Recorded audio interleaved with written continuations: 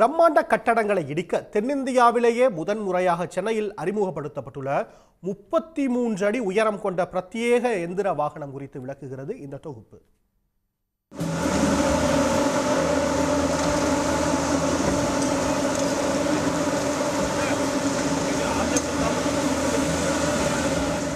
சென்னையின் அடையாளமாக இருந்த பிரம்மாண்ட கட்டடங்கள், தியேட்டர்கள் மற்றும் ஹோட்டல்கள் தற்போது அடுக்குமாடி குடியிருப்புகளாகவும் வணிக வளாகங்களாகவும் மாற்றப்படுகின்றன.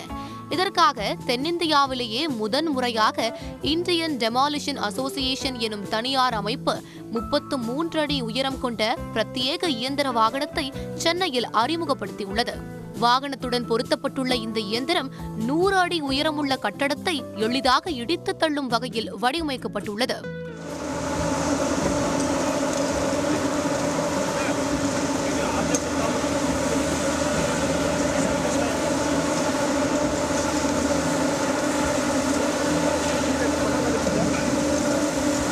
இந்த மிஷினில் இருக்கிற ஃபீச்சர்ஸ் வேறு எந்த மிஷின்லையும் இந்தியாவில் கிடையாது. உறுதியாக நான் சொல்லலாம். இந்த மிஷின் இந்த ஹைட் இந்த மிஷின் 33 மீட்டர், அதாவது கிட்டத்தட்ட 100 அடிக்கு மேலே பில்டிங்க்கு ரீச் பண்ணக்கூடும்.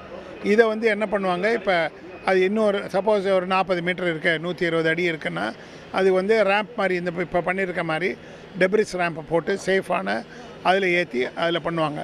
ஸோ அது மேலேருந்து கீழே உடச்சிட்டு வரும். மேலேருந்து கீழே ஒரு ஃப்ளோராக அது உடச்சிட்டு கீழே வரும். இந்த நவீன வாகனம் பயன்படுத்தப்படுவதனால் பிரம்மாண்ட கட்டடங்களை இடிக்க 6 மாதம் மேற்கொள்ளப்படும் பணி ஒரே மாதத்தில் முடியும் என கூறப்படுகிறது. Utilizing these machines we bring to low risk. So அதுதான் இதில் வெரி ஸ்பெஷாலிட்டி. ஸோ இந்த பில்டிங் ஒரு operators and 1 helper to enough to bring down. So இதுதான் வெரி ஸ்பெஷல்.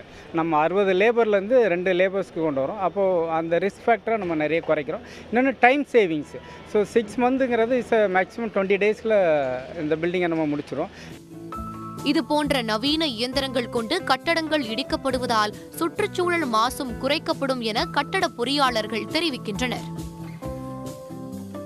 உடனுக்குடன் செய்திகளை தெரிந்து கொள்ள சன் நியூஸ் பெல் ஐகானை கிளிக் பண்ணுங்க.